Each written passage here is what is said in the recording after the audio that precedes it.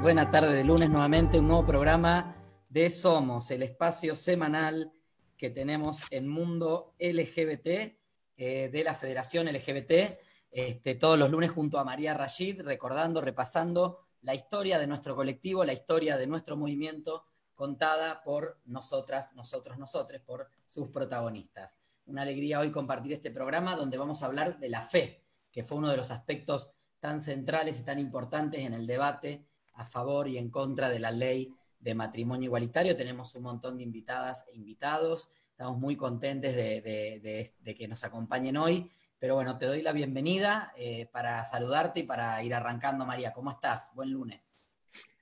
Hola, ¿qué tal? Buen lunes, ¿cómo están? Acá en esta nueva edición de Somos LGBT, recordando parte de nuestra historia, como venimos haciendo en todos estos programas, para dejar registrado todo lo que fuimos haciendo con tantos aliados y aliadas a favor de nuestros derechos. Y en este caso, como dijiste vos, para hablar de aquellas oportunidades en las que tuvimos que salir a dar una batalla en relación al matrimonio igualitario, y también tuvimos como aliados y aliadas a compañeros y compañeras de distintas religiones, credos, cultos que vinieron a decirle sí al matrimonio para parejas del mismo sexo en este momento. Después se fue convirtiendo en lo que hoy conocemos como matrimonio igualitario, ¿no? Así que bueno, acá están varias de esas aliades, Silvina Chemen, la rabina Silvina Chemen, el rabino Daniel Goldman, Norberto D'Amico, Roberto González, Marcelo Márquez, y bueno, acá estamos para charlar un poco de aquellos momentos de tantas batallas dadas en tantos ámbitos, ¿no? Y este fue uno más, porque era muy importante. En definitiva, yo creo que uno de los principales obstáculos que se dio en la pelea por el matrimonio igualitario, en el trabajo por matrimonio igualitario, venía del lugar de algunas religiones en particular. Y entonces poder dar respuesta desde este lugar. En realidad, lo que queríamos nosotros, me acuerdo que lo hablábamos mucho, es decirle a la gente que no tenía que elegir entre su fe y estar a favor del matrimonio igualitario, que podía conservar su fe, que podía ser creyente y además también estar a favor de este derecho para tantas familias. Así que recuerdo que uno de los eventos que organizamos fue en una iglesia de Flores. Me acuerdo además que elegimos esa iglesia, fuimos a una reunión antes, después Marcelo, Norberto y Roberto nos podrán contar un poquito más de esa reunión. Fuimos a una reunión antes porque lo que queríamos era como la institución más fuerte quizás, que estaba más fuerte, porque más fuertemente se oponía, digamos, al matrimonio igualitario, era la Iglesia Católica y algunas iglesias evangélicas. Queríamos que el evento fuera en una iglesia que se pareciera a las tradicionales iglesias de esas religiones, ¿no? Como para mostrar un ámbito común para quienes justamente le estábamos diciendo que no tenían que elegir, ¿no? Había voces en otras religiones que los tenemos acá, que eran más fuertes y más contundentes, pero por ahí, dentro de los ámbitos más tradicionales, sobre todo la Iglesia Católica, era más difícil.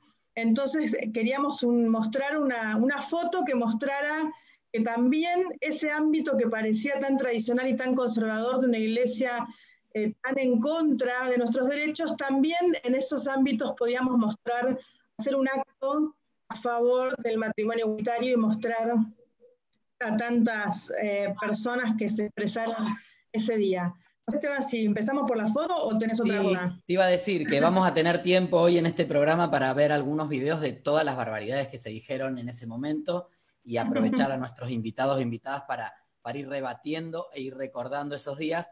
pero vamos a arrancar con esa foto de la que hablabas, que fue ahí en esta iglesia de Flores.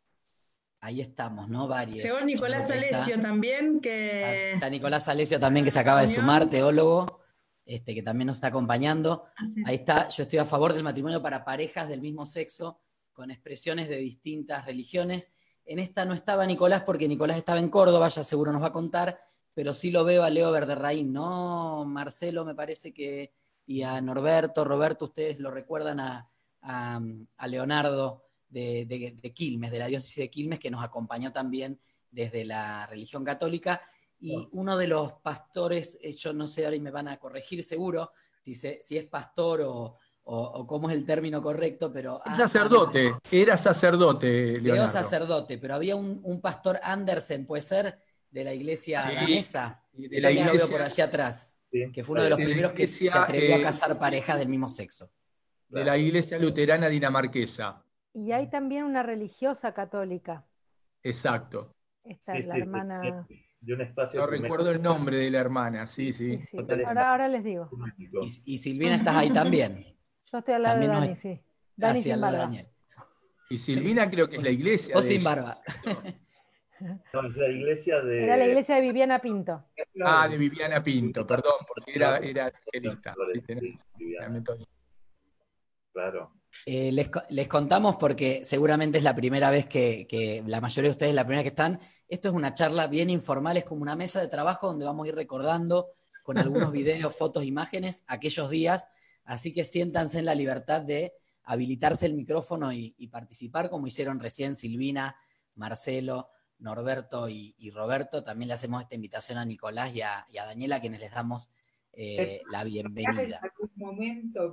Como yo contaba al principio, la principal de estos encuentros es repasar un poco la historia para dejarla registrada. Y además de que estamos saliendo en vivo por Facebook para las personas que nos estén escuchando ahora, la idea es que este material sea parte de tales que vamos a hacer sobre, por ejemplo, la historia del matrimonio igualitario en Argentina. Así que por eso queremos dejar registrado estas memorias que seguramente vamos a aportar todos a este programa. Por ahí me gustaría empezar, no sé, Esteban, si tenés otra idea, pero en preguntarles qué pensaron cuando fuimos a pedirles apoyo para el matrimonio entre personas del mismo sexo. ¿Cuál fue el primer pensamiento que se les cruzó? Así como, ¿qué hago con esto? ¿O ya tenían pensado? No sé si... Hola. Nicolás, ¿querés empezar vos? Sí, digo porque quizás tenga un matiz un poco diferente. No sé si me escuchan más o menos bien. ¿Me están escuchando Perfecto. bien? ¿Sí? Bueno, nosotros tuvimos... En Córdoba fue todo un grupo el que se expresó a favor del matrimonio igualitario. Después quedé un poco yo solo porque, bueno, me tomaron los medios y siempre es más fácil entrevistar a uno que a un grupo. Nosotros somos el grupo sacerdotal Enrique Angelelli, que siempre tuvimos posturas muy críticas frente a la institución, en todos los temas sociales, temas litúrgicos, teológicos, y también en este punto teníamos una visión distinta. Y a nosotros nos consulta un senador nacional por Córdoba, que estaba de acuerdo con el matrimonio igualitario, pero que él manejaba el tema legal, el tema de leyes, pero necesitaba fundamentos religiosos, teológicos, necesitaba como la mirada de fe del tema. Y ahí fue cuando elaboramos un texto, no muy largo, pero planteando cómo, en definitiva, en síntesis, ¿no es cierto?, cómo la fe no solo no se oponía o no era un motivo para oponerse a esta ley, sino que al contrario, era un motivo para apoyar, para estar de acuerdo, basándonos en las actitudes del Jesús del Evangelio, entendiendo que si quisiéramos imitar a este Jesús, sacándole toda la cáscara eclesiástica que viene después y yendo un poco a la fuente, teníamos que apoyar esta ley. Y en ese sentido nos sentíamos como grupo y personalmente muy gratificados de hacer este aporte, muy gratificados porque veíamos que se estaba desarrollando una batalla de ideas, ¿no? Se estaba desarrollando un complejo debate donde las instituciones, tanto católicas como evangélicas y otras instituciones religiosas, no querían ceder nada, es decir, estaban en una actitud absolutamente negativa. Entonces nos parecía que desde la sinceridad de la propia fe, más allá de que como ciudadanos apoyábamos y todo eso, desde la propia fe teníamos que expresarnos y apoyar. Por lo tanto, lo que yo sentí en ese momento fue que, quizá con cierta ingenuidad, que hacíamos un aporte a la mirada global de las iglesias o de la teología, que en este caso era a favor, ¿no? Como para iniciar un debate en todo caso, cosa que no sucedió en el interior de la iglesia, sino que rápidamente fuimos silenciados. Hasta ahí, para que puedan hablar otros también. Gracias, Nicolás. Silvina, Daniel. ¿Daniel? Sí. Yo les voy a contar un poco la historia. Yo volví al país hace 28 años atrás y volví de Estados Unidos. Y el lugar donde yo estaba estudiando, ¿sí? Ya me había ordenado como rabino, es un seminario en donde cada uno expresaba libremente su sexualidad. Para mí había sido un impacto muy, muy fuerte conocer rabinos gays en ese seminario. Cuando volví a la Argentina, uno de mis primeros sermones, una de mis primeras prédicas, tuvo que ver con el hecho de tratarnos igual, tratar a la gente con amor, independientemente de la sexualidad, etcétera, etcétera. Y recuerdo que cuando terminé la predicación, a la semana siguiente, un miembro de la congregación le envió al consejo directivo de la congregación una carta pidiendo que me sancionen, ¿sí? Que esto no podía ser así. Bueno, yo tenía una costumbre en esa época de escribir y guardar mis sermones. Cuando fue el debate del matrimonio igualitario, lo que hice fue tomar aquello que leí lo mismo que había dicho 20 años antes. Y la gente me miraba como, ¿sí? ¿Qué extemporáneo era? Porque la verdad que era tan viejo lo que había dicho, ¿sí? tan antiguo, que yo agarré y aclaré, miren, esto yo lo dije hace 20 años atrás y me querían tirar tomates. Miren cómo evolucionó la sociedad, que hoy lo que dije hace 20 años atrás y que a ustedes les parecía escandaloso, hoy resulta, ¿sí?, absolutamente antiguo, ¿sí? Absolutamente antiguo. Bueno, me parece que en definitiva no es algo que las tradiciones religiosas llevaron como bandera, sino que desde algún lugar esas mismas tradiciones religiosas, con sus variantes, ¿no? Supieron cuál era la dinámica de la sociedad, comprendieron cuál era la dinámica de la sociedad. Y obviamente si lo vemos hoy día, nos damos cuenta que la cuestión es absolutamente, es tomado, ¿sí?, como una cuestión de variabilidad, hasta diría desde un lado ingenuo, ¿no? A mí me gustaría que hace 2 años atrás hemos decidido incorporar a un rabino más al rabinato junto con Silvina, y después de haber elegido un rabino, él nos comunica que él estaba casado con un varón, con otro varón, ¿sí?, un rabino gay casado con un varón. Lo interesante, y ahora le voy a pedir a Silvina que cuente un poco más del de esta historia de hace 2 años atrás, lo interesante fue que un miembro de la congregación, cuando nosotros anunciamos que este muchacho se iba a incorporar al rabinato de la congregación, le cuenta a su hijo de 8 años, ¿sí? En la cena le dice: mirá, te voy a contar algo. Incorporamos a un rabino nuevo en la congregación que está casado con un rosarino. Entonces el hijo lo mira y le dice: ¿cómo se va a casar con un rosarino? ¿Sí? Es decir, la respuesta tenía que ver con el hecho de que era original de Rosario, no que era un varón, ¿no? Así que ahí uno va descubriendo cómo para las nuevas generaciones, ¿sí? Esta es una aceptación total. Y Silvina, contá un poco de cómo reaccionó la congregación ante la incorporación de este rabino, ¿no?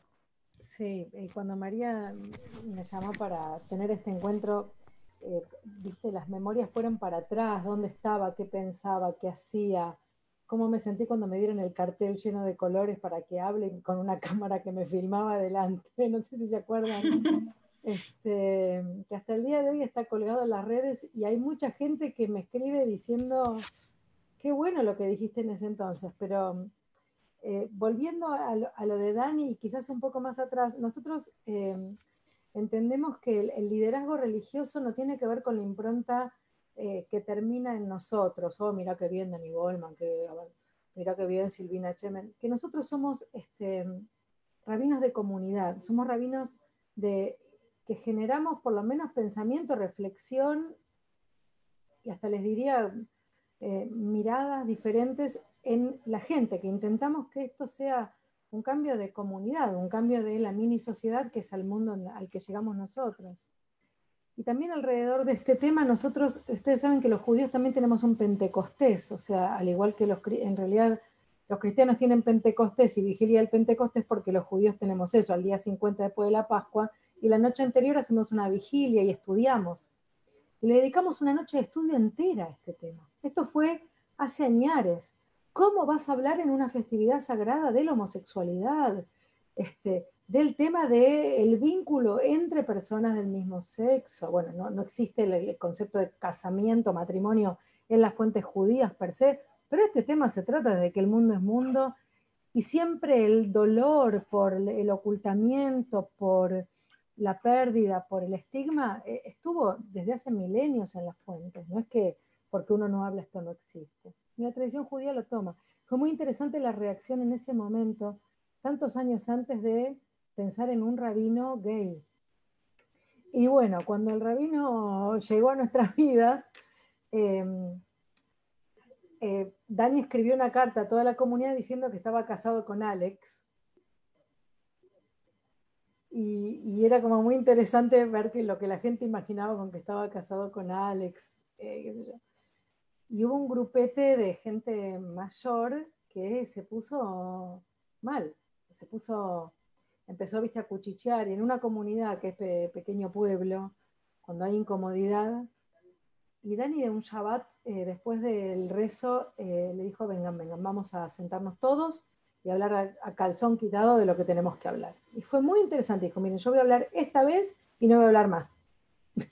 Esto es lo que tenemos que empezar, y esto es lo que tenemos que entender.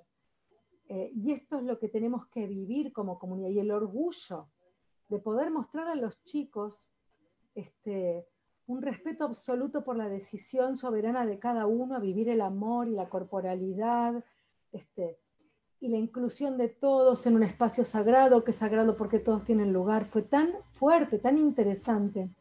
Yo tengo la impresión, no sé, Dani, si vos tenés la cuenta, si hubo alguien que se fue por este rabino que se incorporó, hubo alguien que, una sola persona en una comunidad de 1000 familias, como para que entiendan, pero lo importante también del trabajo, esto, ¿no? Del liderazgo de lo comunitario, de llevar a la gente a entender el proceso. A mí me parece que esta temática, en un principio yo me acerqué a ella para batallar también contra una iglesia que se cree Estado, porque a mí me parece que esto para mí es un tema importante, ¿no?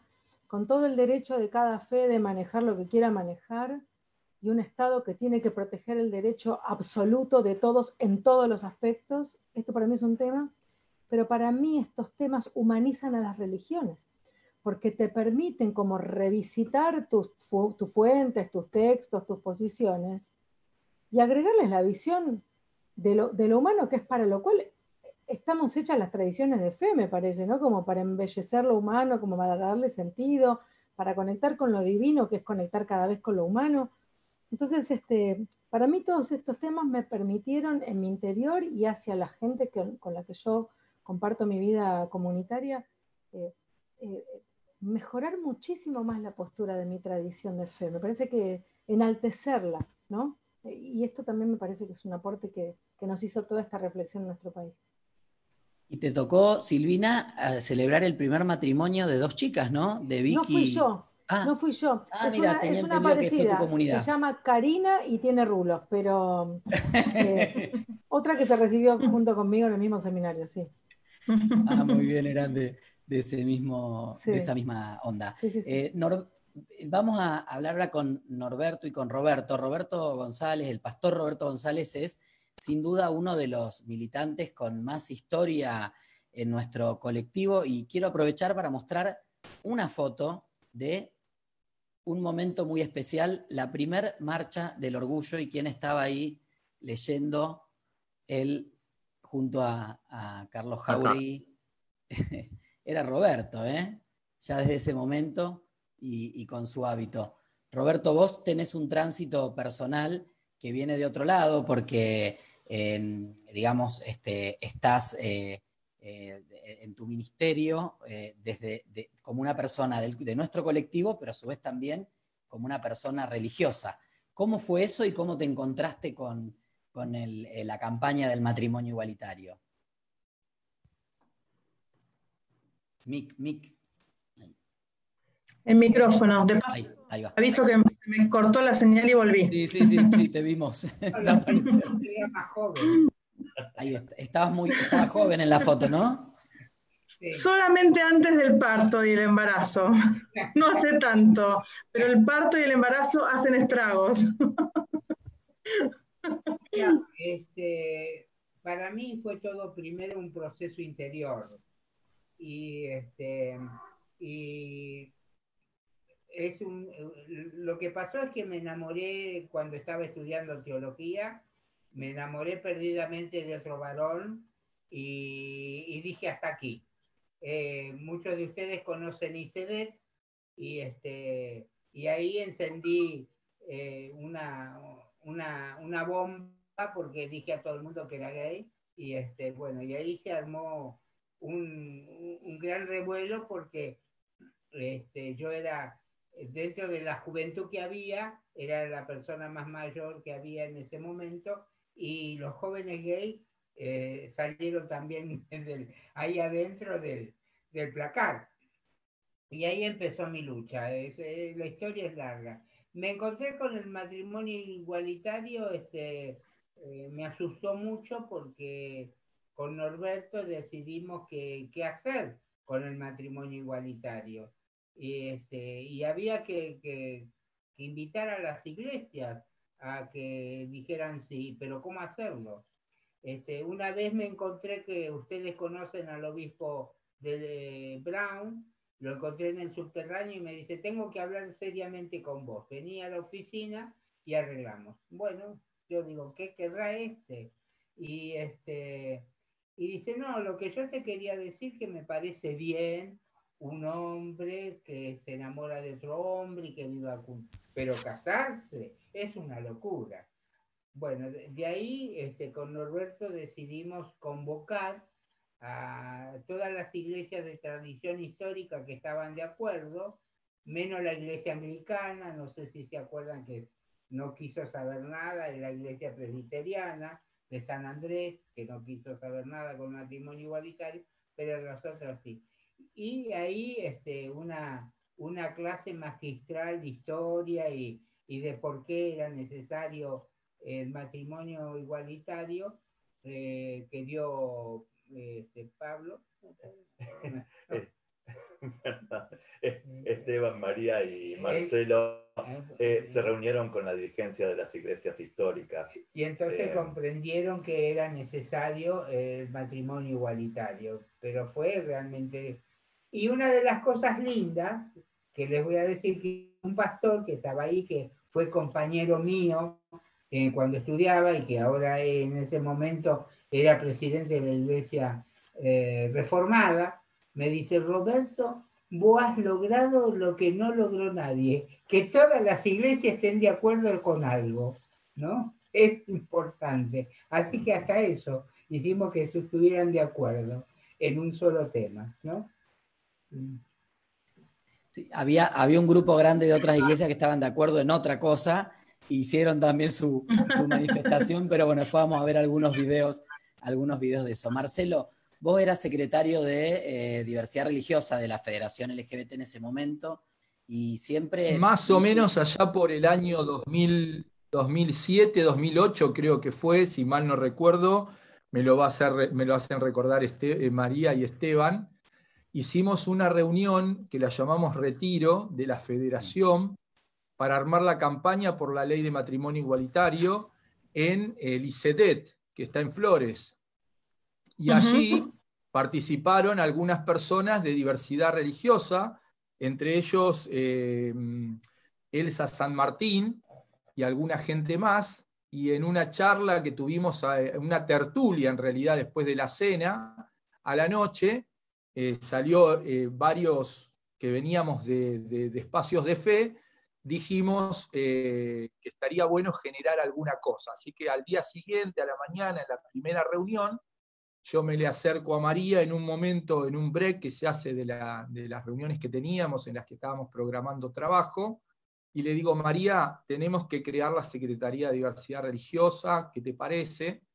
Y María, como en ese momento estábamos creando lo que es la federación, dándole empuje a este espacio que para mí rompió con una estructura que estaba totalmente centrada en la capital federal y que a partir de este momento se iba a federalizar la lucha por los derechos de la diversidad sexual en la Argentina, me dice que le demos para adelante con eso. Y ahí creamos la Secretaría de Diversidad Religiosa.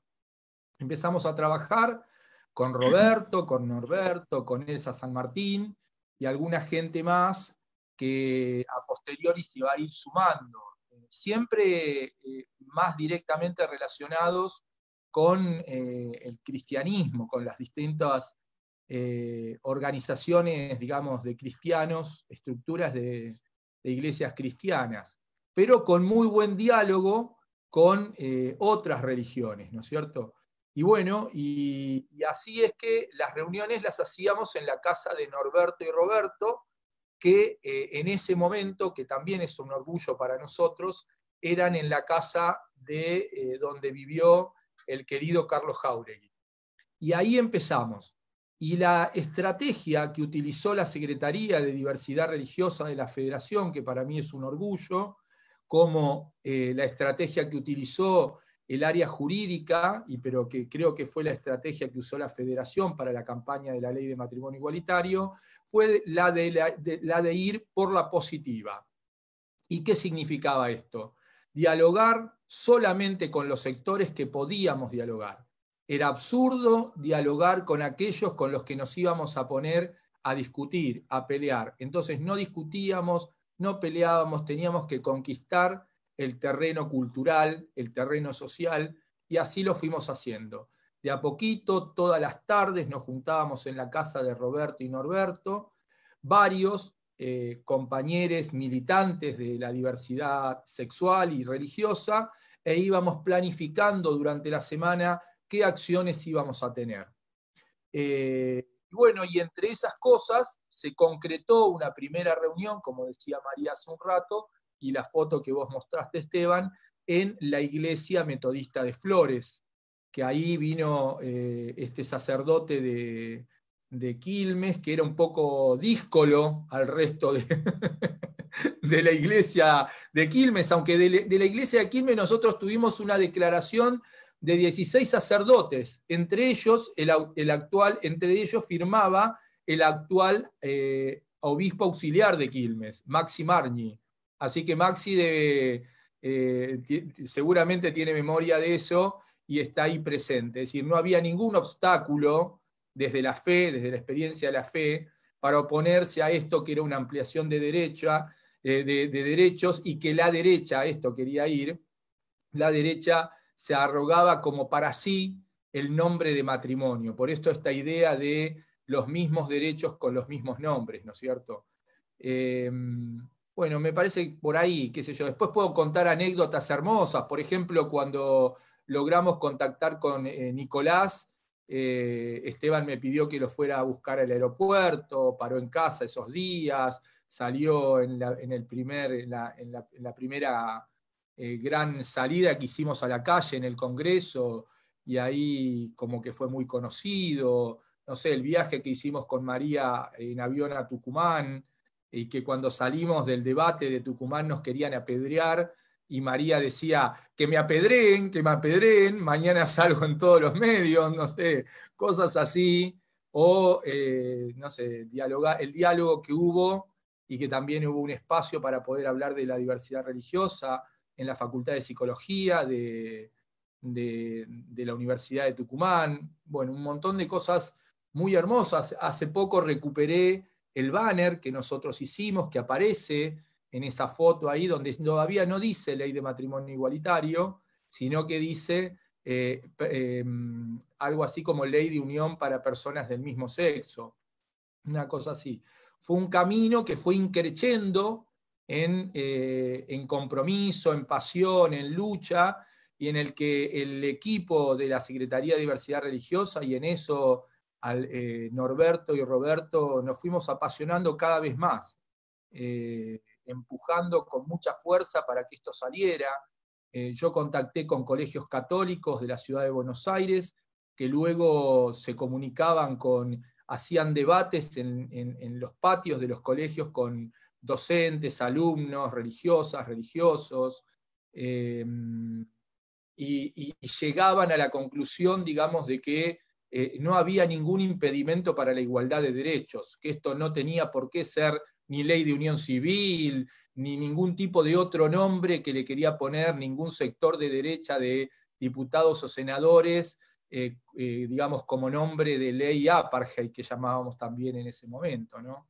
Fue un momento bisagra en la vida de muchos, un antes y un después, y nos sostiene, digamos, en ese espíritu. Yo creo que los 10 años generan eso para nosotros.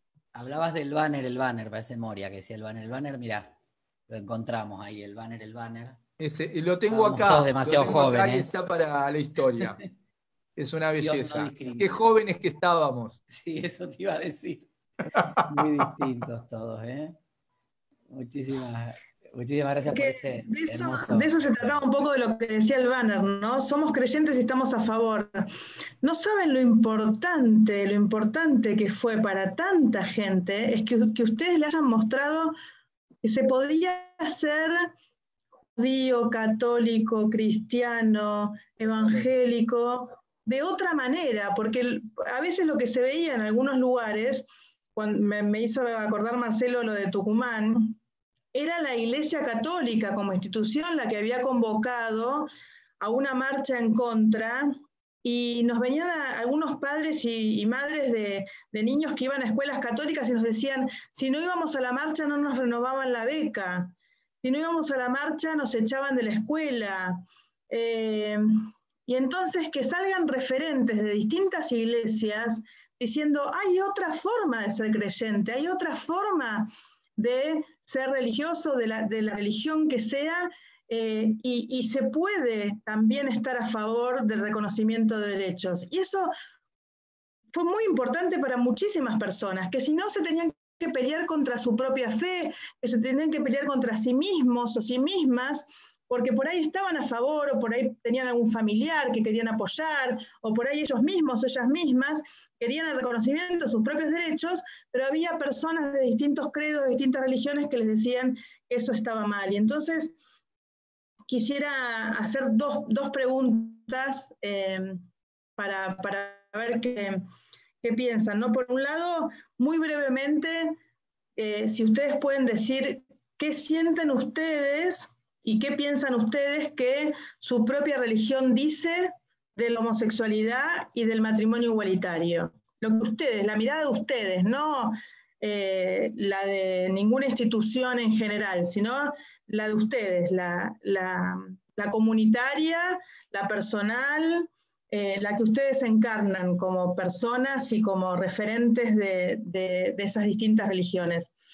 Y por otro lado, también, porque es importante recordarlo, porque reconocer estos avances y estos logros colectivos tiene que ver también con reconocer el coraje de quienes tuvieron o pudieron haber tenido costos e igual se jugaron por el reconocimiento de un derecho. Y entonces Alicia, quería preguntarles si ustedes, si tuvieron miedos, primero, y si tuvieron costos también, ¿no? Así que bueno, eso un poco. Muchas preguntas, sí. Pero las quiero dejar todas planteadas por las dudas que se me haga corto el tiempo. para no olvidarse, sí. ¿Quién quiere arrancar? Nicolás, ¿querés arrancar vos? Dale, métele.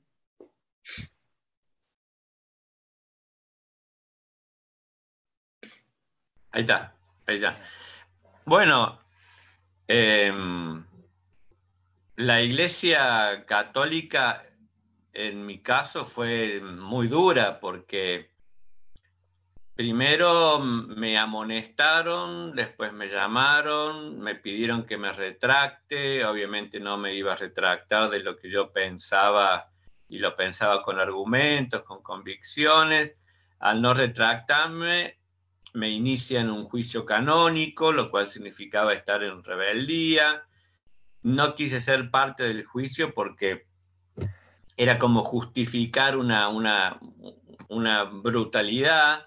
Entonces me nombraron un defensor de oficio, digamos, que incluso el defensor de oficio me decía, yo no veo que hayas cometido ningún delito eclesial, porque has opinado sobre un tema que es opinable y que la Iglesia no tiene por qué censurarte, podrá debatir, discutir, pero no, bueno.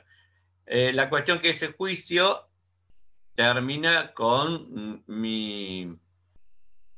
con una sanción que se llama, me prohíben cualquier tipo de ejercicio de pastor, o sea, todos los sacramentos, todas las liturgias, se me prohíbe absolutamente hacer cualquier gesto al servicio de la comunidad, digamos, sacramentos y todo eso. Obviamente, en ese contexto, tuve muchas situaciones en donde personas del mismo sexo querían casarse, y yo pude vivir cómo se liberaban de culpas, de unas mochilas de culpas terribles que habían vivido durante años en su adolescencia, su juventud, con sus padres, con sus familias, es decir, se sentían castigados por Dios y que Dios no los podía entender ni perdonar y se sentían en pecado. Entonces, bueno, fue maravilloso poder abrir una puerta a la libertad y quitar tanta culpa, ¿no? Que hemos sido responsables históricamente, tanta discriminación, tanto daño. Bueno, como yo oficié un par de matrimonios igualitarios, ya la sanción, ya el caso mío fue a Roma. Y yo ahí ya sabía que estaba en juego mi parroquia, o sea, mi trabajo como pastor, mi tierra en la comunidad. Estaba sin tierra, sin trabajo, ¿no? Sin vivienda.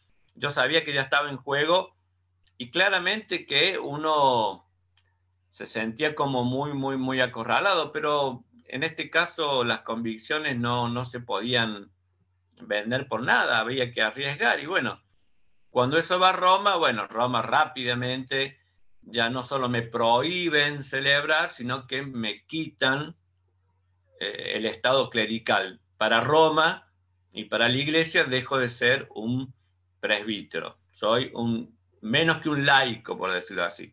Menos que un fiel común, porque hay cosas que se me siguen prohibiendo. Y bueno, uno arriesgó y entendió que tenía que ser así, y me he sentido muy libre de poder hacerlo. Tuve la presión de mucha gente que me decía, arrepentite, te queremos en la comunidad, no te vayas, ¿no? Típico del afecto de los fieles que no quieren que uno esté en semejante conflicto ni en el ojo de la tormenta, pero en general uno intentó ser coherente y bueno, lo pagó con esto, ¿no? Con quedar fuera de una institución todavía muy cerrada, y yo desde afuera de la institución, sin negar ni nada de mi identidad sacerdotal o cristiana, incluso católica, sin negar nada de eso, sigo predicando a favor de más derechos, mayor igualdad, mayor inclusión. Bueno, hasta ahí un poco. Nicolás, te puedo hacer un par de preguntas, dos en realidad. Primero, sí. ¿Quién era en ese momento Cardenal Bergoglio? ¿Tuvo alguna participación en ese proceso de exclusión tuya de la Iglesia Católica? Mira, no consta en ningún documento, porque los obispos suelen manejarse así, ocultando mucho.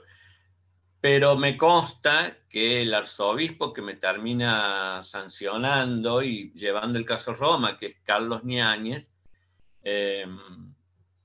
fue como apretado, por decirlo así, por Bergoglio, en ese momento presidente de la Conferencia Episcopal. Porque le dijo, vos no podés permitir que ese cura siga hablando públicamente, porque claro, que un cura hablara y usando cierto lenguaje, usando una fundamentación también religiosa, desbarataba toda la estrategia eclesiástica. Entonces, si bien habían empezado a ceder, porque ellos decían, bueno, si no queda otra, unión civil, si no queda otra, bueno, que se junten, pero hijos no, matrimonio nunca, e hijos menos. Entonces tuvieron que ir cediendo un montón de avances nuestros en nuestra lucha, pero no podían perdonar que un cura, en ese momento con todas las atribuciones, plantear estos temas. Entonces hubo una presión sobre el arzobispo de Córdoba, incluso me la contó, me dijo, me quieren iniciar un juicio a mí, me dice el arzobispo. Y yo le dije, bueno, si te inician un juicio, lo peleamos juntos, pero... y terminó diciendo, no, estoy entre la espada y la pared. O sea, o soy yo o sos vos, no puedo... Y bueno, digo, haga lo que usted tenga que hacer, ¿no? Sabés, Nicolás, que produciendo el programa encontré varias notas que presionaban mucho sobre Ñáñez. O sea, donde directamente en medios católicos ya se lo responsabilizaba por la supuesta demora en iniciarte a vos el juicio, ¿no? Digo, sí. desde la comunidad se presionaba fuertemente. Sí. Si bien esos grupos eran los más tradicionalistas y reaccionarios, lo que el arzobispo me planteó era que desde el episcopado le estaban diciendo poné en caja a ese cura, ¿no? Y ponerlo en caja era, bueno, todas las sanciones que después fueron apareciendo. Y Nicolás, la última sería tu iglesia católica, la que tenés en el corazón. ¿Qué piensa de este tema? Bueno, piensa que, como dije antes, que no había no solo ninguna razón para oponerse a esta ley, sino que había argumentos para apoyar esta ley. Yo creo que todavía nos falta avanzar, pero creo que estoy convencido desde mi fe católica incluso, que acá no se trata solo de tolerar una diferencia, sino que se trata de asumirla y de celebrarla. Son como tres momentos distintos. Yo puedo tolerar algo que no lo termino de bancar, pero bueno, lo aguanto, lo tolero. No, se trata de tolerar, de aceptar que eso es así, aceptarlo, no lo puedes negar, pero además de celebrarlo. Yo entiendo que en la diversidad de dones, también la diversidad de sexo, de género, de orientación sexual, esa diversidad son dones. Entonces, de tolerar a celebrar hay un largo camino, pero yo creo que en ese camino, como iglesia, creo que tenemos que estar. Yo quería contar algo, perdón María, ligado a Nicolás, que es que después de ese día de la calle Yerbal, me llamó alguien de alta jerarquía de la iglesia, porque un miedo fue perder el camino recorrido en el diálogo interreligioso con el mundo católico, después de ser vista públicamente manifestándome con sinceridad de corazón. Entonces me llamó uno y me dijo, Silvina, qué activa que se te ve en los temas estos, ¿no? Del matrimonio igualitario. Y yo le dije, viste, le digo, los temas de la humanidad nos piden que estemos activos, le digo, qué activos que estuvieron para echar al padre Alessio rápidamente apenas se manifestó.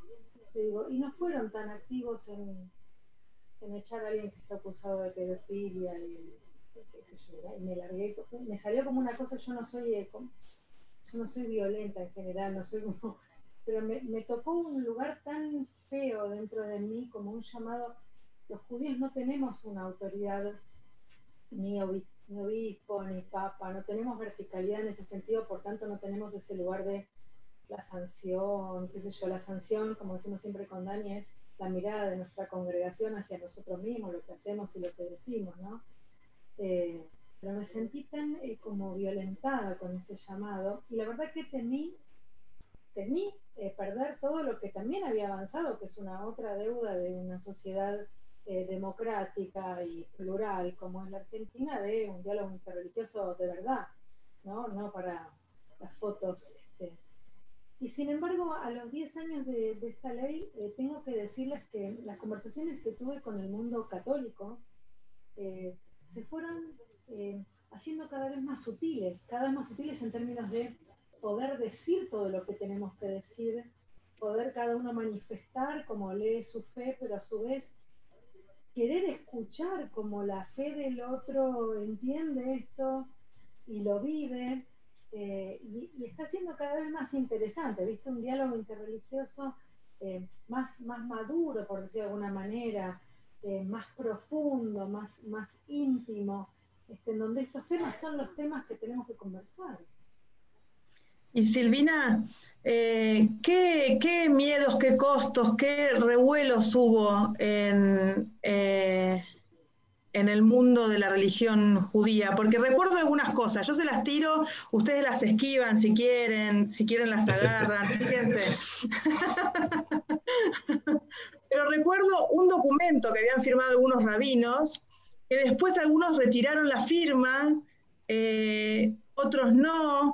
Recuerdo que un rabino se había expresado a favor, pero que después no se quería volver a expresar, y medio que retiró el apoyo y nunca más se expresó, o quizás no había sido verdad que se había expresado a favor, pero había un grupo, incluso fue parte y que es parte de la federación, que decía que se había expresado, pero después cuando íbamos a preguntarle públicamente, como que no se expresaba. Después también recuerdo en ese casamiento que mencionó Esteban, recuerdo que también hubo como un tironeo, que sí, que se casan, pero que no sea público, que no entre ninguna cámara, que no puede filmar nadie. Como que hay un tironeo ahí que se ve también, que tiene que ver con algún miedo o algún costo también, ¿no? Que se percibe desde algún lugar, ¿no? ¿Qué me pueden contar de todo esto? Que quieran, desde donde quieran. Daniel, ¿tenés? Ahí está. Sí, perfecto. Mira, a ver, primero tenemos que entender que la estructura, ¿sí?, del mundo religioso del mundo tradicional judío es diferente a la estructura de las iglesias. En esta incluyo las iglesias cristianas, y en ese sentido también entre esas iglesias cristianas la iglesia católica. Eso es una dinámica diferente. La comunidad judía es una comunidad que, llamémosle así, en estado de asamblea permanente, ¿sí? En estado de debate permanente. El chiste que se cuenta es que había un Robinson Crusoe judío que de repente, después de muchos años, lo encuentran. Entonces, esta gente que lo encuentra le dice, bueno, mostrarnos un poco la isla. Entonces, este Robinson Crusoe judío le muestra la isla, en donde le dice, acá hay una sinagoga y allá ven a lo lejos hay otra. Y le dice, ¿para qué querés dos sinagogas si sos uno solo? Dice, porque a aquella no voy. ¿Sí? Entonces, la idea es que vivimos en esa tensión. Y me gusta pensar en términos de esa tensión desde el concepto, hasta yo lo llamaría institucional. ¿Por qué qué es una institución? Una institución es un conjunto de personas que determinan por algunas normas decidir quién queda fuera y quién queda adentro. ¿Sí? Desde ese lugar, yo entiendo que tanto Silvina como yo nos sentimos muchas veces sofocados por esa suerte de institucionalidad. Ahora también esa misma suerte de institucionalidad nos permite tener la suerte, ¿sí?, de que no exista una institucionalidad de ese modo. Creemos más en la religiosidad que en la institución religiosa, y ahí es donde pegamos muchas veces el salto, ¿sí? Entonces, yo te respondería ante tus dos preguntas, ¿sí? Una, qué es lo que dice nuestra tradición, y yo diría algo así como que nosotros vemos a la teología como un espacio dinámico en donde permanentemente podemos debatir, podemos encontrar respuestas y continuar con algunos interrogantes. Razón por la cual, si una teología no te sirve, cambiala, ¿sí? Cambiala, pone otra. Y esto no quiere decir tener un mérito de utilización de la teología, sino hacer una exégesis permanente, constante, de cada generación ante cada situación, ¿sí? Si lo tengo que decirlo de otra manera, de manera chabacana, digo, no tenemos política de empresa. Ante cada caso tenemos que dar una respuesta, ¿sí? Y por otro lado, ante la pregunta, los miedos y los costos, la verdad que no corrimos no tuvimos ningún costo y no teníamos ningún miedo. A mí me resultó muy divertido esta discusión, este debate, porque me parece que nos hacía crecer. Y bueno, me parece que también llevaba ese espíritu, ¿sí?, de algo alegre, que al final, ¿sí?, se comportó como una alegría social, ¿sí?, como una evolución frente a una normativa que tenía que ser cambiada y que hoy se toma, ¿sí?, con absoluta naturalidad. Roberto, antes de ir a vos, Silvina, quería preguntarles a ustedes, ¿qué costos tuvo para ustedes ya desde antes, ¿no?, expresar su sexualidad en un ámbito tan religioso, ¿no? Y finalmente, ¿cómo fueron encontrando espacios donde pudieran expresarlo con mayor libertad? Sí, bueno, venía pensando en eso. Para nosotros significó toda una aventura desde el comienzo. Bueno, Roberto terminó sus estudios en el seminario en aquella oportunidad que contaba hace un rato, pero después nunca ninguna de las iglesias protestantes históricas le dio oportunidad de servicio en ellas. Ordenado por la Iglesia de la Comunidad Metropolitana, hace 25 años, en estos días va a ser 25 años de la ordenación definitiva, formando una congregación con un grupo de personas desde la nada. Yo, obviamente, soy empleado ferroviario, activista, militante, nunca tuvimos oportunidad de servicio, incluso, bueno, pero hemos encontrado alternativas que nos dieron la oportunidad de vivir nuestra fe de una manera muy plena con compañeras y compañeros que estaban en la misma búsqueda. Con compañeras, compañeros y compañeres. En nuestros grupos religiosos aparecieron las primeras personas trans, los primeros varones trans. Hemos tenido la oportunidad de llevar al movimiento político a personas que aparecían buscando no solamente su relación con Dios, sino también buscando ser parte de la tarea por un mundo mejor. Y eso nos dio una dimensión enorme que nadie nos puede arrebatar, digamos, ninguna iglesia, ninguna institución nos puede arrebatar. Y una experiencia de esa vivencia, de ir por la gracia. Las iglesias de tradición histórica dicen que toda persona es salva si cree por gracia, porque es un regalo de Dios. No hay que hacer nada. Nosotros nos sentimos como un poco testigos de esa realidad, ¿no es cierto? Que por la gracia hemos servido, por la gracia seguimos sirviendo. Cuando llegó la oportunidad del matrimonio igualitario, yo pensé que ya me había retirado del activismo, porque bueno, estaba muy ocupado con mis tareas, sobreviviendo con Roberto, con nuestras dificultades en ese momento, con la institución amplia en la que estábamos sirviendo también, porque todas las instituciones tienen dificultades, y sin embargo, bueno, una oportunidad de servir. Ahí nos encontramos con Marcelo, con Elsa, con un montón de compañeros y compañeras, y seguimos. Y cuando pensamos que ya, bueno, no teníamos mucho por hacer, apareció la iniciativa en la que estamos ahora de Protestantes por la Diversidad, porque tiene que ver con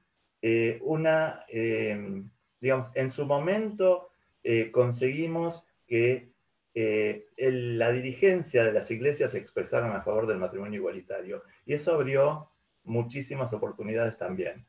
Oportunidades que las iglesias tienen que saber aprovechar, ¿no? Tiene un costo muy alto, pero también tiene un premio muy alto para nosotros. Creo, no sé si Roberto está de acuerdo. ¿Mm? Marcelo, ¿qué cosas recordás? ¿Alguna anécdota? Eso, me quedé con eso de, viste que la iglesia en un momento tuvo que ir negociando, ¿no? Tuvo que la iglesia católica, lo que dijo Nicolás, tuvo que ir aceptando cosas, ¿no? Y en esto hay algunos mitos, no vamos a decir que son verdades porque no podemos probarlas, pero hay algunos mitos en relación a eso, o ¿cómo se llama? Leyendas urbanas. Leyendas urbanas. Hay algunas leyendas urbanas en relación a esto. Una es una negociación entre una organización y la Iglesia Católica en relación a qué ley tenía que salir. ¿Qué me puedes decir de esto? Y otra es una leyenda urbana sobre una reunión. ¿Querés contar algo de todo esto, de estas leyendas? Y en realidad en realidad las leyendas urbanas tienen mucho de cierto también, ¿no? En el fondo.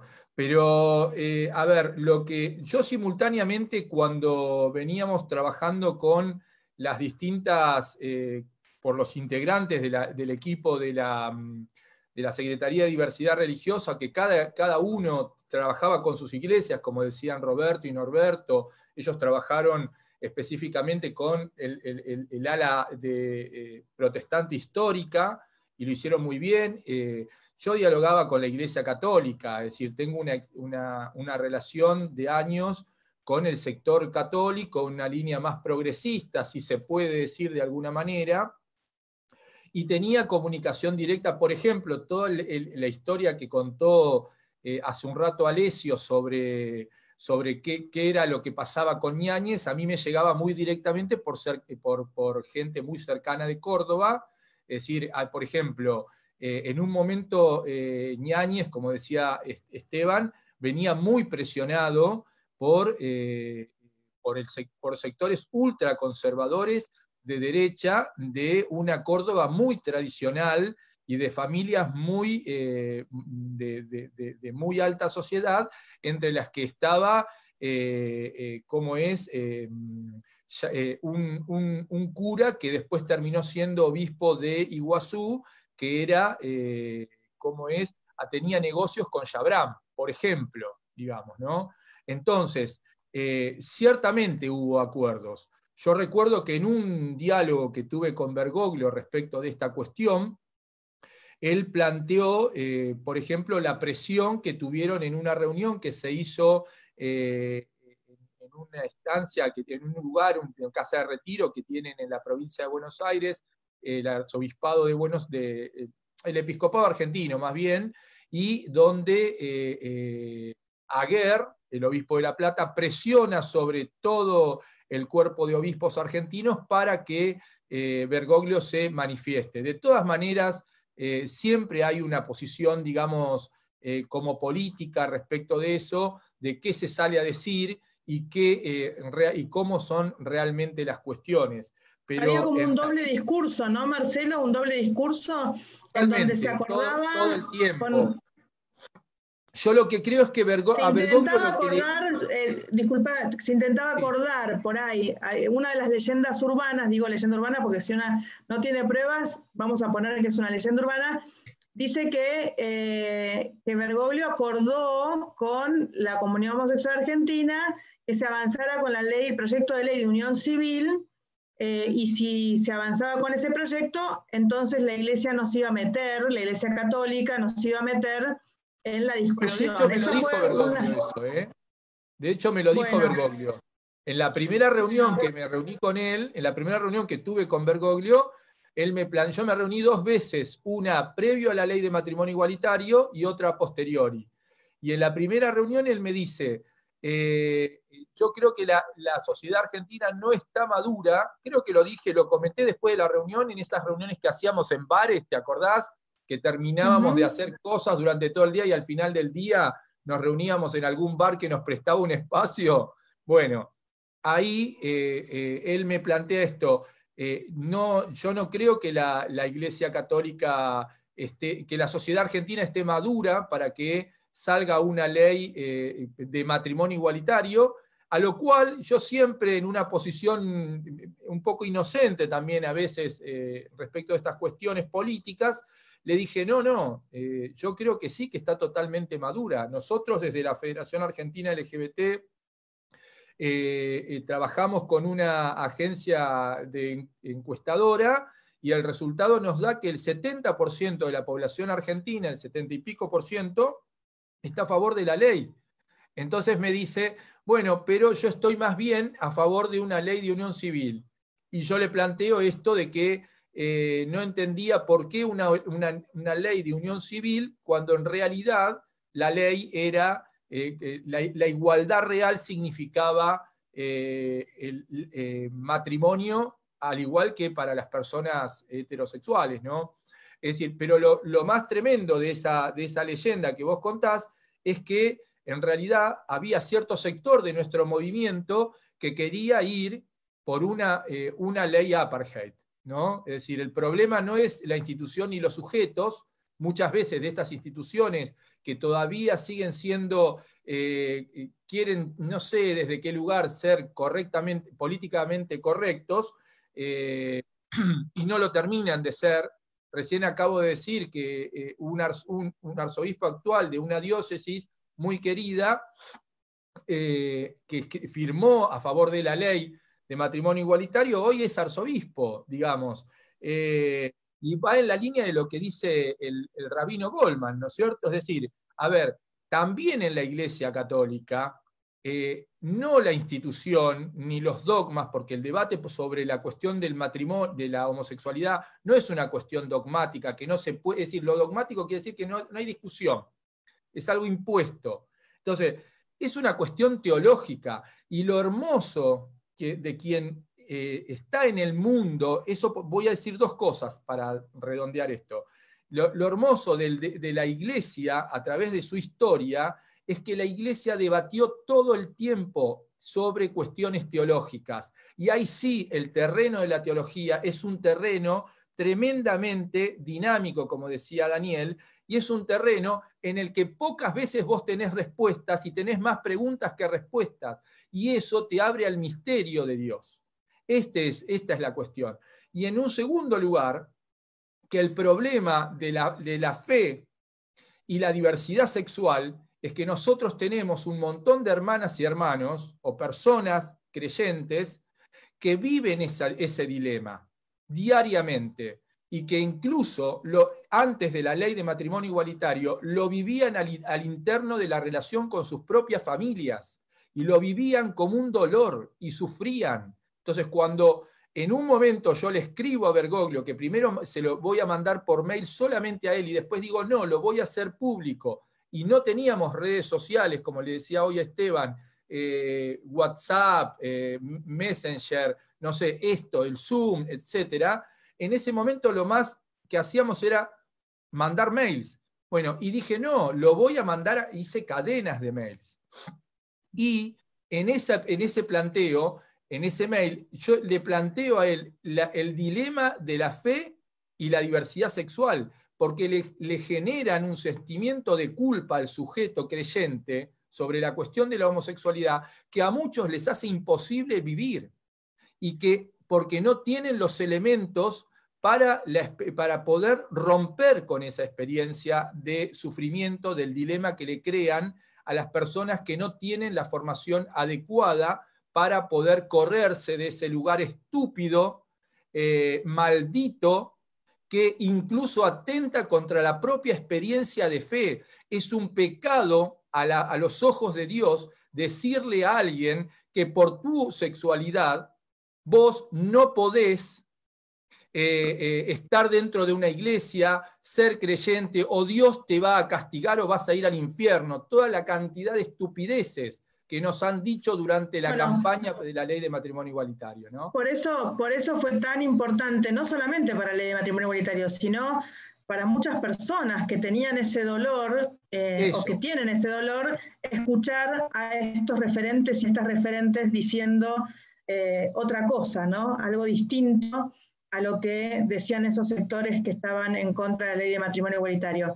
Otra leyenda urbana era tu reunión con Bergoglio, pero ya la dijiste claramente, así que deja de ser una leyenda urbana. Y no, y aparte ahí aparte aclaramos acá la posición, es decir, porque yo tuve una segunda reunión con Bergoglio, y en esa segunda reunión yo quería avanzar sobre la iglesia, y nada, ahí hubo un parate.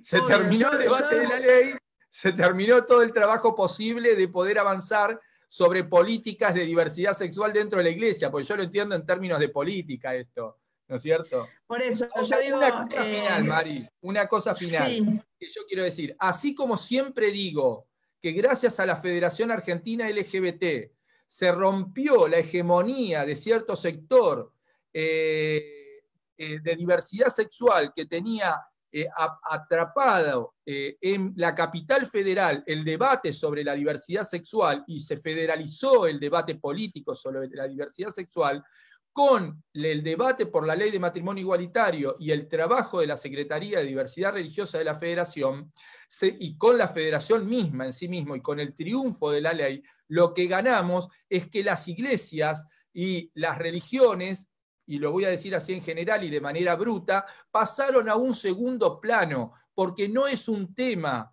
de las iglesias ni de las religiones la cuestión de la sexualidad. Las iglesias y las religiones se tienen que quedar en sus lugares y transmitir lo que tienen que transmitir a sus fieles, y la sociedad tiene que marchar por otro camino, y tiene que marchar cada vez más por el camino de la igualdad y el reconocimiento de derechos. Entonces pasaron a un segundo plano. Ya ningún senador, diputado va primero a consultarle por determinada ley que tiene que ver con respecto a nuestros cuerpos, nuestras sexualidades y qué sé yo, al obispo, al arzobispo, como hacía Negre de Alonso, que se bajaba del avión y primero se reunía con el arzobispo de Tucumán, con el arzobispo de Salta. Vergonzoso todo eso que ocurrió, pero Negre de Alonso lo hizo. Esta es otra de las cuestiones que nos pasó. Bueno, eso hoy quedó a un segundo plano, me parece. Ya no sé, cuando hay que debatir una ley que tiene que ver con cuestiones de nuestros cuerpos, con cuestiones de la sexualidad, ya los diputados no dialogan primero con las iglesias o con los sectores religiosos hegemónicos, porque quedó en claro con la ley de matrimonio igualitario que eso quedó en un segundo plano. Creo que esto que introducís da como para todo otro encuentro, que es esto de la separación de la Iglesia y del Estado, y cómo podemos avanzar en ese sentido también. Pero volviendo a lo de las leyendas urbanas, bueno, otra leyenda urbana era tu reunión con Bergoglio, donde ahí es lo que para mí se manifiesta, y esto es importante destacarlo, es este doble discurso, ¿no? Este juego de la política en Bergoglio, de querer por un lado quedar bien, pero por otro lado expresar claramente cuál era su posición, y más hacia el final cuando ya no le queda otra, ¿no?, que expresar su posición. Porque como vos bien decís, una cosa pasó en Quilmes y otra cosa pasó en Córdoba, pero las intensidades y la contundencia con la que se manifestaron el grupo de Nicolás Alessio en Córdoba fue bastante más fuerte, digamos. Una cosa es dejarlo en el ámbito del debate, y acá hay distintas opiniones, y pensamos esto, y otra cosa es expresarse de una manera y después actuar sobre lo que uno expresa, que tiene que ver con esto que contaba Nicolás, de, bueno, ahora hacemos algunas parejas, avancemos sobre lo que piensa este sector de la iglesia. Y ahí es donde hubo una sanción bastante más fuerte, ¿no? Como que, bueno, hasta acá, y esto ya no, y ahí es donde pasó todo lo que nos contaba Nicolás. Entonces, esto del doble discurso, sí, pero no, unión civil, bueno, hasta acá avanzan, pero después es una guerra de Dios contra el plan del demonio, porque así se manifestó finalmente Bergoglio respecto al matrimonio igualitario, ¿no? Hay que hacer una guerra de Dios porque este es el plan del demonio. Así que bueno, finalmente supimos su opinión ya en el Senado cuando no quedaba otra que expresarse por ahí más claramente. Para ir cerrando, yo decía que también en la tradición judía había algunos miedos, algunos costos, que de hecho se manifestaban, no, por supuesto, Daniel, Silvina nunca manifestaron ni una duda, la verdad que los llamábamos y ahí estaban, en cada evento en el que los convocábamos, estaban presentes apoyando, y no solamente matrimonio igualitario, sino de ahí en adelante siempre estuvieron. Pero sí pasó esto que yo contaba, que lo voy a poner en mi propia boca porque también quiero que quede registrado. Había una organización de la Federación que trabajaba bastante con el rabino Bergman.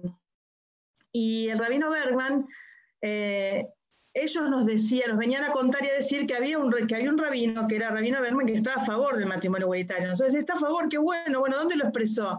Y lo expresó en un documento. Bueno, traigan el documento. Nunca pudimos acceder al documento, pero sí me acuerdo que en cuanto yo tenía oportunidad, tuve una oportunidad que el rabino hablaba en una actividad, creo que era del gobierno de la ciudad, un tiempo después, yo me fui y me presentaba y para preguntarle directamente, en una actividad me acuerdo que le pregunté directamente. Bueno, no me contestó mucho la pregunta, por lo tanto asumí que finalmente no estaba ese apoyo. No sé si alguna vez existió y después se retiró, o qué pasó con eso, capaz que quedará como en un misterio para siempre. Después también pasó algo parecido con el casamiento de estas compañeras, ¿no? Que se casaron, iba a ser un gran evento público y una gran noticia al mundo, que finalmente lo fue, porque algunas de las personas que entramos al casamiento porque nos invitaron, sacamos algunas fotos y algunos videos y los mandamos a los medios, pero estaba como totalmente prohibido hacerlo. Pero para nosotros como comunidad era una gran noticia, ¿cómo no la íbamos a dar a conocer, ¿no? Y para ellas también, por supuesto que ellas estaban al tanto de la transgresión de algunos de nosotros que estábamos ahí mostrando lo que estaba pasando. Pero digo, había, aunque ustedes nunca lo manifestaron, había costos, había miedos, y quiero retomar la pregunta para ir cerrando con Silvina, que todavía no contestó. Hablar un poquito de esos costos y esos miedos, pero también después pensar, bueno, tu idea de la tradición judía, de la religión judía, de lo que es el matrimonio igualitario o el amor entre personas del mismo sexo para vos y la tradición judía y la religión judía. Bueno, en principio respecto de lo que mencionás, como decíamos antes, al no ser un cuerpo colegado todos juntos, que estamos congregados debajo de una misma autoridad, cada uno hace a su propia visión. Y bueno, respecto al tema que contás, nosotros no estábamos participando de eso, no pertenece al mismo movimiento que estamos nosotros, así que no podríamos hablar de esto. A mí me gustaría decir algunas cosas. Me quedé pensando mucho en lo que hablaron los compañeros de esta mesa, ¿no? Es cierto que es un avance de un Estado democrático que las tradiciones religiosas se ocupen de lo que se tienen que ocupar y no participen del veto o de la anulación, de la promulgación de leyes que amplían derechos en la sociedad civil. Eso es cierto. Pero también al revés, Marcelo, es tiempo de que las ritualidades y las religiosidades se expandan en pos de una sociedad mejor. Expandan sus discursos, expandan sus visiones. En ese sentido, hay algo que a mí me gusta decir, viste que los intelectuales hablan de la honestidad intelectual. Y en pos de la honestidad intelectual te citan cualquier barrabasada porque otro la dijo, y porque vos sos riguroso intelectualmente, entonces lo decís. Y me parece que es tiempo de cruzar nuestros discursos con honestidad espiritual. Y esto significa tomar de nuestras fuentes aquellas que embellecen y mejoran nuestras religiosidades y nuestros discursos a nuestras comunidades.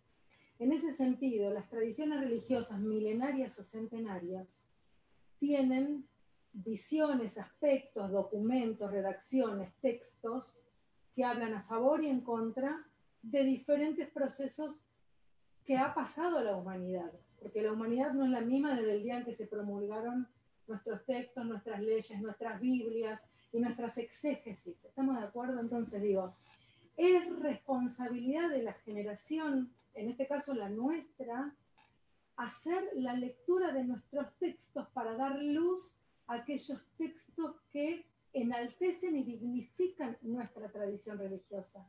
Nuestro lugar como religiosos en la construcción de una sociedad. ¿Se entiende lo que digo, Marcelo?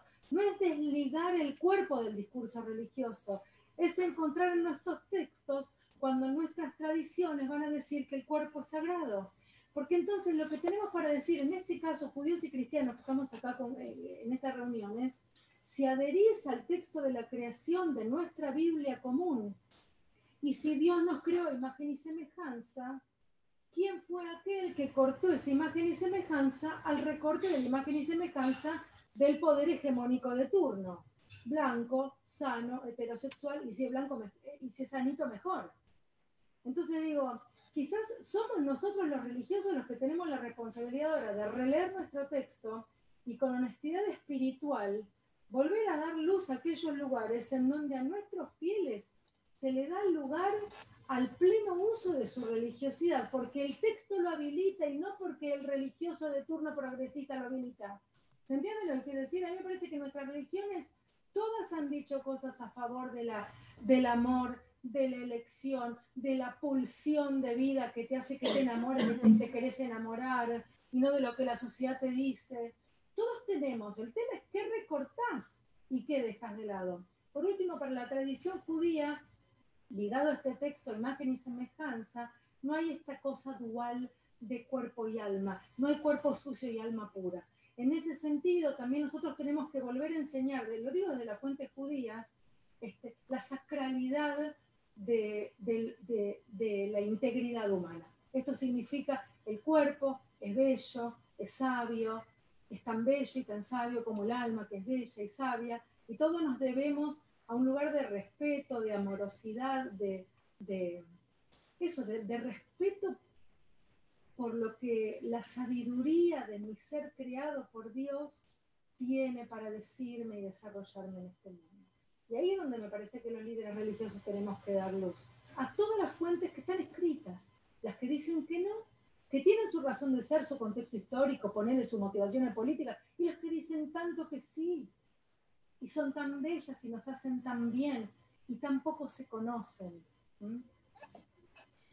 La verdad que, como decía María, un tema tan profundo que no nos alcanza un programa para tratarlo, así que seguramente les vamos a estar volviendo a contactar. Nos pasamos de la hora, pero porque estaba apasionante este debate. Les agradecemos muchísimo a Norberto y a Roberto, a Daniel, a Silvina, a Nicolás, a Marcelo. Y bueno, María, esto queda grabado, queda para seguir haciendo historia, para seguir contando la historia con quienes la han protagonizado. Y nos vemos el próximo lunes con otro envío de Somos, el segmento semanal de los lunes que hacemos con María Rashid en el mundo LGBT+, que es el ciclo yo quería decir algo de Facebook. Sí, yo quería decir algo. Sí, qué lindos Daniel, anteojos, María, qué lindos anteojos, me encanta. Te juro que fui a una farmacia y pedí lo de mi graduación y solo tenían esto y me encantó. Un placer, chicos. De verdad, algo pasó. Verdad, muchísimas gracias. Sé que estamos jugadísimos y Esteban ya cerró, pero de verdad le hicieron y le hacen tanto bien a tanta gente que deberíamos reconocérselos mucho más. Así que de verdad, muchas gracias por todo el bien que le hacen a tanta gente, dando un mensaje distinto al que por ahí muchas familias y muchas personas han aprendido en sus hogares desde el lugar de la religión, ¿no? Y ojalá muy pronto este mensaje de inclusión y de amor sea el mensaje el más común. No sé si usaría la palabra hegemónico, pero por lo menos el más común, el más presente en todas las familias. Así es, ojalá que sí. Gracias, de verdad. Muchas gracias. Nos vemos el lunes que viene. Hasta siempre.